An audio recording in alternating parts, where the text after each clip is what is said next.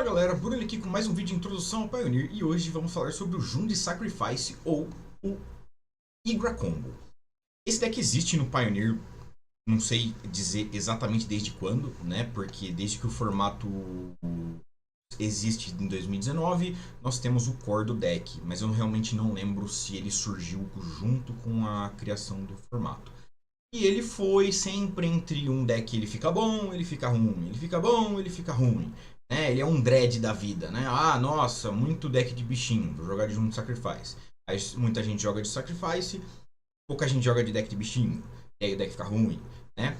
E agora esse deck ganhou acesso a um combo infinito. Que na verdade são meio que dois combos, né? Você consegue matar de duas maneiras diferentes de forma infinita. E isso gerou um efeito Splinter Twin pro deck. Não só pelo combo, né? Não só pelo fato de que você ganha combando, mas que você tem que respeitar que o oponente pode combar. Ele, né, não é uma situação de eu tenho 40 de vida, então o Sacrifice ele precisa fazer 1 milhão de coisas para conseguir drenar minha vida. Não. Agora você simplesmente consegue morrer. E o deck, ele é baseado, né? Tipo, a carta mais importante do deck é o Mayhem Devil. 3 manas 3/3, toda vez que o jogador sacrifica uma permanente, ele dá 1 de dano a qualquer alvo. Por mais que isso daqui não funcione com Fatlands no Pioneer, né? Nós temos pouquíssimas Fatlands no formato. Você ainda assim tem alguns decks com permanentes sacrificáveis, né? Não tô nem dizendo coisas como, né, jogar o Mirror disso daqui. E então é uma carta que é muito boa pro seu deck, que eventualmente vai pegar uma coisinha ou outra do oponente, né? E ele vai fazer uma ação que ele faria de qualquer jeito e vai tomar dano.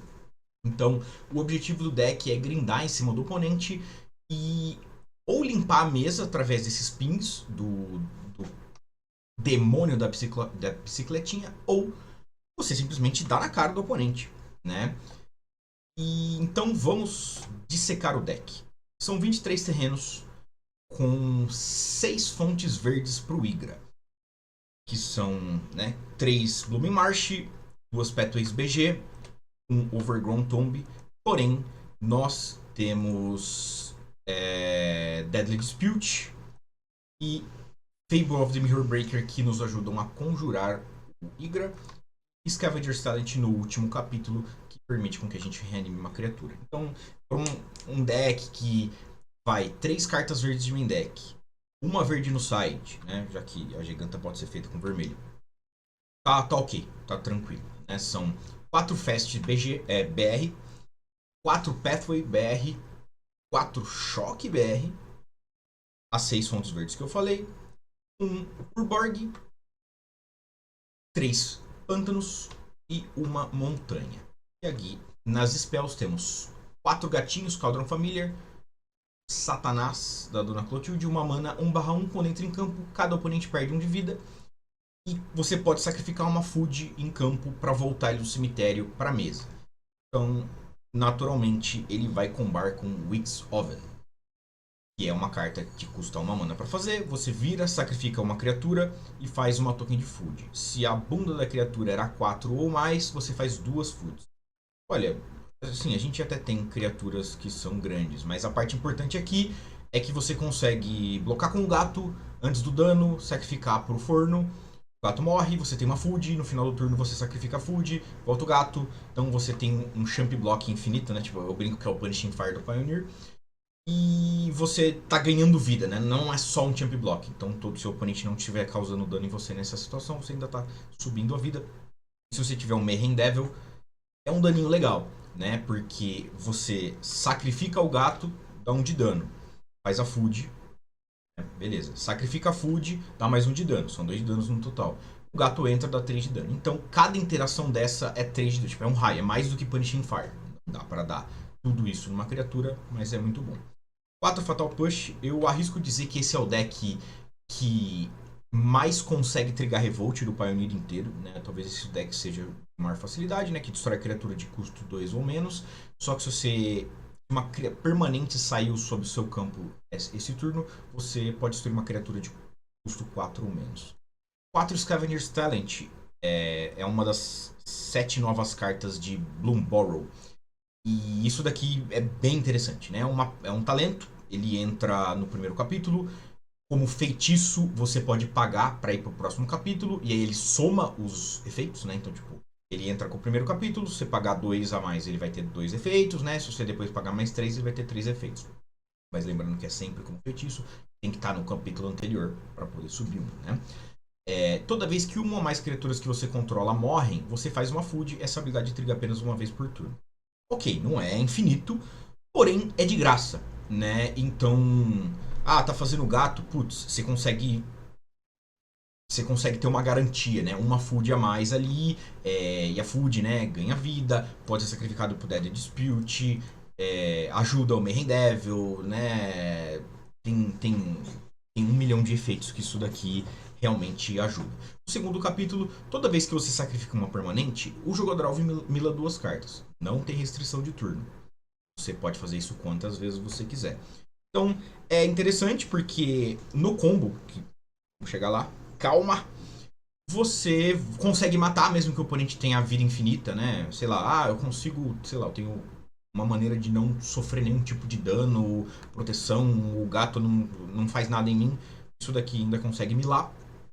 E contra alguns decks, como o Fênix e o W, né, que naturalmente eram partidas minimamente chatas para esse deck, você consegue ganhar milando, né? Você não precisa se preocupar de tipo, putz, mas como que eu vou conseguir resolver um capeta e um gato e não sei o que contra o Fênix, e o Fênix tem removal que exila, e tem um monte de removal, ele compra carta. Tudo bem. Você vai comprar cartas? Tudo bem. Toma cuidado que eu vou te milar pelo menos 2 por turno, né? Porque sacrificar uma permanente, né? Então essa jogada que eu falei do gato, só ela mila 4 cartas.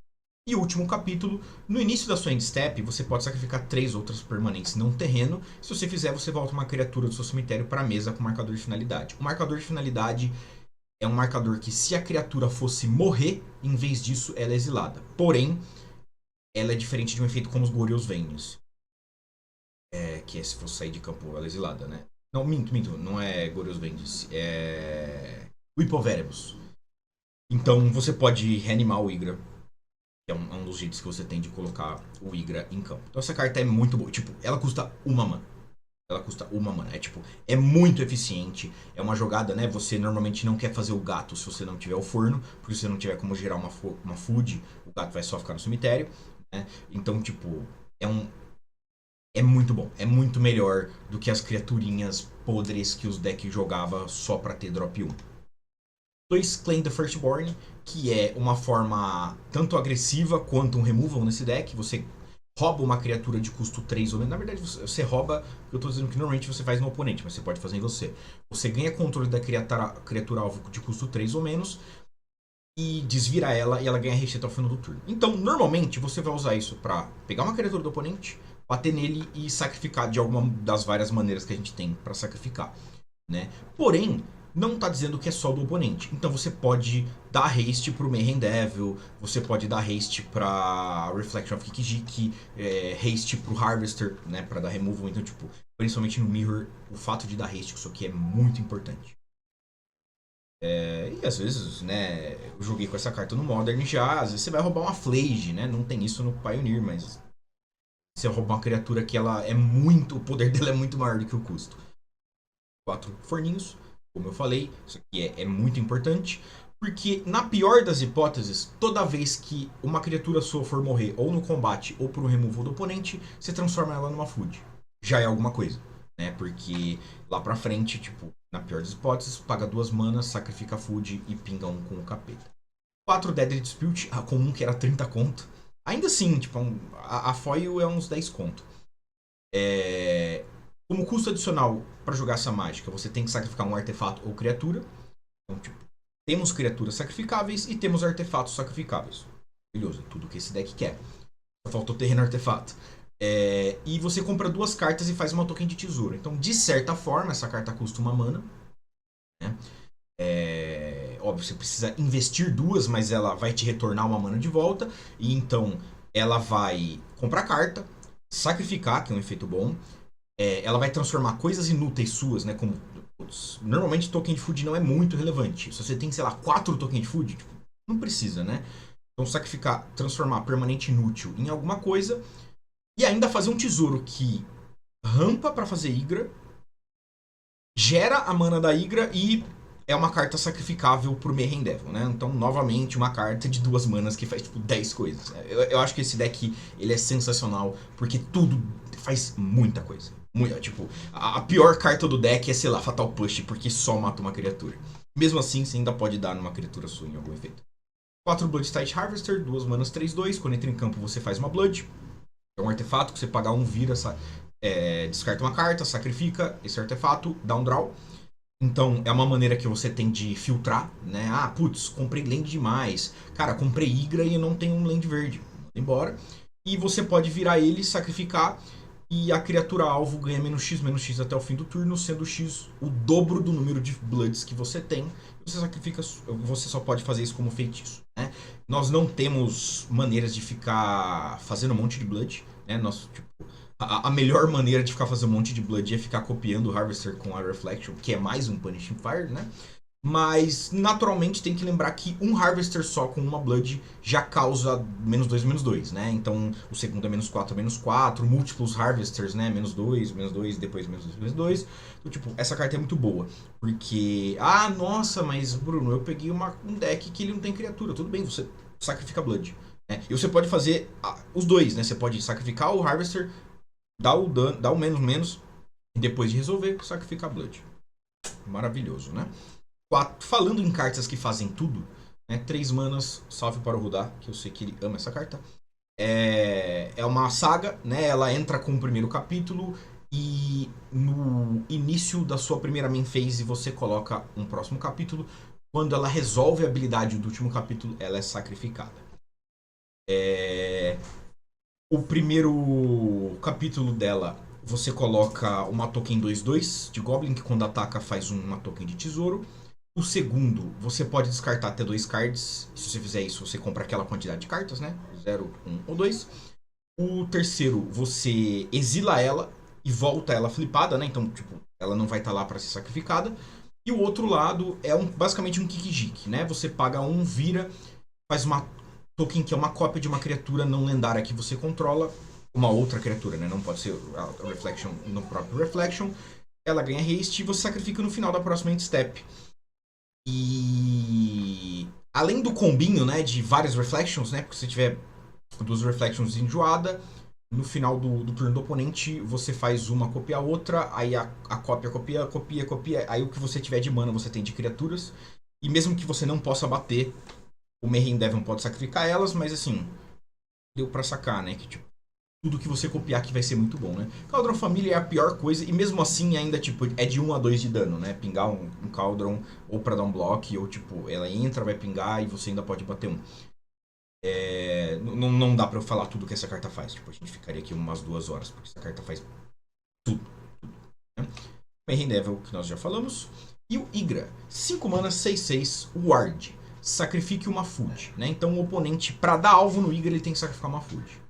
Só que seria muito forte, porque é difícil um deck criar food. Então, o drawback dele é... Todas as outras criaturas, não só as suas, a de todos os jogadores, são foods. Né, que tem a habilidade de pagar 2, virar, sacrificar e ganhar 3 de vida. Então, assim, basicamente ele é um vampirão, 6 manas, né? Tipo, pra dar alvo nele sem sacrificar uma criatura, né? Só que o oponente pode ser uma food. E toda vez que uma food é colocada num cemitério vindo de campo, você coloca 2 marcadores mais um nele. Legal, novamente, não é no seu cemitério, é em um cemitério. Então, o oponente, o Igra tá em campo. Se uma criatura é morta, o Igra já vai virar 8/8. E isso por si só já é muito bom. Mas qual que é o lance? A gente tem uma coisa muito importante que interage com o food, que é o Cauldron Familiar. Então quer dizer que se você tiver um Cauldron Familiar na mesa, um Cauldron Familiar no cemitério e um Igra na mesa, você matou. Porque o Cauldron Familiar na mesa, ele é uma food. Então você sacrifica esse Cauldron Familiar pro Cauldron Familiar do Grave voltar. O Igra vai crescer, mas é irrelevante se ele tá enjoado ou não. E aí você novamente vai ter um Cauldron Familiar na mesa e um no cemitério, só que você causou um de dano. Então você fica fazendo essa troca infinitamente, a qualquer momento, né? Não é só como feitiço. Então você pode ter uma Igra, ter os dois Cauldron Familiar não fazer nada, e aí se o oponente agir, você... Ah, beleza, então eu vou combar em resposta, né? E por si só uma carta muito boa. Ah, tomei Rest in Peace. Cara, esse bicho é muito grande, mano. Ele é 6/6, sabe? Ele é 6/6. E, cara, como eu disse, na pior das hipóteses, ele vai transformar suas coisas em food e você paga 2, sacrifica e ganha 3 de vida. Esse deck ele é muito sólido. Eu gosto muito. O Gabriel Martinez, ele era aqui de Campinas, ele fez top 8 no Showdown com esse deck. Eu acho que essa não é a exata lista dele, tá? Mas ele fez top 8 com esse deck. No side, temos 3 Thoughtseize, que vão, né, o clássico, né, contra control, contra combo, dependendo do tipo de mid-range, pode ser contra mid-ranges também, né, mid-range com azul. Um Chandra's Defeat, uma vermelha instant, dá 5 de dano na criatura vermelha ou Planeswalker vermelho, só que se aquela permanente que tomou o dano era uma Chandra, você pode descartar uma carta e comprar uma carta. Isso daqui é contra Mono Red, mas também principalmente contra o Rakdos Prowess, que a grande parte das criaturas são, se não todas, são vermelhas. Então, é meio que um quinto Fatal Push, né? Porque se você usa um removal que dá 2 ou 3 de dano, o Rakdos Prowess consegue crescer a criatura muito fácil, né? E 5, né, de dano é muito grande. Ele teria que deixar uma criatura 6 de bunda. Isso basicamente só se você errar o timing da mágica. Então, é muito bom e tá Planeswalker também, né? Vai que aparece alguém de Chandra. Torch the Tower, uma mana vermelha, instant bargain. Quando você conjura essa mágica, como kicker, entre aspas, você pode sacrificar um artefato, um encantamento ou uma token. E ela dá 2 de dano a criatura ou Planeswalker. Esse é o efeito base dela. Se você barganhou, ele dá 3 de dano e você dá Scry 1. Então, tipo, muito bom, principalmente porque esse deck, ele tem artefatos, ele tem encantamentos e ele tem tokens. Você não quer sacrificar os seus encantamentos, mas os artefatos e as tokens você consegue sacrificar tranquilamente. E se uma permanente que sofreu dano por ela fosse morrer, em vez disso você exila. Então, é uma carta que mesmo que você não use a barganha, ela vai exilar uma Fênix, por exemplo. Um voo é muito, muito bom. Saudades Magma Spree. 2 Rewire Might. Tem mais uma carta que usa verde, perdão. Mais essa no site. Uma genérica, 1/1, quando ele morre você ganha 2 de vida, e você pode pagar uma verde, sacrificar ele e exilar o artefato ou encantamento não criatura. Então ele vai ser muito bom para pegar Leyline, Rest in Peace, Lockdown. Então, tipo, essa carta é muito boa e mais uma carta que tem valor extra, porque você ganha 2 de vida só por ele morrer, ele não precisa ter sido sacrificado pro efeito dele. Então, ele blocou, ele tomou removal, sacrificou pro Dead Dispute. Whatever, você ganha 2 de vida. O Abrupt Decay é um removal genérico, né? Tipo, como eu falei, você pode pegar Hack dos Agro, você pode pegar decks de Elf de Lanoir, você pode pegar Lockdown, né? Aí vai depender do que você está enfrentando. Um Montei Collapse, que é um removal muito bom, porém o Descend é ainda mais difícil de se fazer do que o Revolt, e esse deck também é um deck muito bom de se fazer Descend. Ele é 2 manas, você escolhe um. Se você... eu não sei qual que é a tradução de Descend, mas quando você fez o Descend esse turno, você pode escolher os dois. O Descend é se uma carta de permanente for pro seu cemitério vindo de qualquer lugar esse turno, né? Então se você milou, uma criatura bateu no grave porque ela foi descartada, morreu, tal. Só que é carta. É uma permanente e é uma carta de permanente. Então, tipo, não adianta ser token, né, sei lá, token do Kikijiki. Não, tipo, precisa ser tipo um Cauldron Familiar. Você destrói a criatura ou Planeswalker ou, né, você destrói a permanente não terreno, não criatura de custo 1 ou menos. Então é legal porque é um jeito que você tem que destruir encantamento no BR, né? Mesmo que você tenha o Decay, você tem o Rewire Might, mas mesmo que você esteja zicado, você consegue, né, tipo, no Mirror tirar o Scavenger's Talent. 2 Obnixilis, o Planeswalker que o Rudá mais odeia no mundo. 3 manas, 3 de lealdade. Ele tem Casualty X. Quando você caça essa carta, você pode sacrificar uma criatura. E você faz uma cópia dele que entra com lealdade. É igual a resistência ou poder? Igual ao poder da criatura sacrificada, né? E o mais um dele, cada oponente perde 2 de vida, a menos que ele descarte uma carta. Se você controla um demônio, você ganha 2 de vida. Nós. Um demônio não, um devil, né? A gente tem um devil aqui. E o menos 2, você faz um devil 1/1, que quando morre causa 1 de dano a qualquer alvo. E o menos 7, o jogador alvo compra 7 e perde 7 de vida. Isso daí era jogado em alguns decks aí quando saiu com criaturas tipo Rotting Regisaur, que tem 7 de poder pra você fazer tipo Regisauro. Aí você desvira, bate com o Regisauro, o Obnixilis sacrifica 14 na cara do oponente. Mas ele é muito bom porque o oponente precisa dar 2 counters nele, ele fica forçando a vida e a mão do oponente. Essa carta é boa, no deck certo e no momento certo. 3 Ashioks, 3 manas, né? Esse deck não tem mana azul natural. A gente precisa do Deadly Dispute ou da token do Kikijiki pra gerar o azul, mas assim, o deck é basicamente mono black, então não é difícil de castar a Shiok. A habilidade estática dela é que as mágicas e habilidades dos seus oponentes não podem fazer com que ele busque. Então é muito bom contra um deck, né? Tipo, o Lotus na versão que tutora cartas no deck. Não tutora. E o menos 1 dela, o jogador alvo mila 4 cartas, qualquer jogador pode ser sido alvo, só que depois disso exila o cemitério de cada oponente. Então você pode similar e sempre vai exilar o cemitério só do oponente. Então tipo, você pode subir contra o W para milar ele, contra a Fênix, Greasy Fang, né? Tipo, a carta é bem sólida e tipo, por isso que tem 3 cópias. Porque este deck não é um deck de ficar cavando cartas, né? Precisa dela. E Giganta The Wellspring, que é um Companion, que nós falamos aqui 1000 vezes já, né? Só pode usar ele como Companion se você não tiver custo repetido de mana. E se a gente subir a Shiok, a Giganta não pode ser usada, mas algumas partidas você não se importa, né? A Greasy Fang, você não se importa de não pagar 8 manas parcelado para fazer um 5/5. Prefere exilar o cemitério dele todo turno. E é isso. Esse é o Jundisaki, Jundigra. Esse deck é muito legal. Vou gravar Vou gravar uns vídeos com ele agora. Espero me divertir, porque esse deck é bem da hora. Não se esqueçam, Totem MTG, que é a minha loja, está com 15% de desconto na loja inteira. O link vai estar aí embaixo. E se puder, ajuda a gente no Apoia-se. O link está aí embaixo também. A partir de R$5 você vai ter acesso antecipado ao conteúdo. E no final desse mês eu vou lançar algumas promoçõezinhas no... Beleza? Um beijo da orelha. Até a próxima.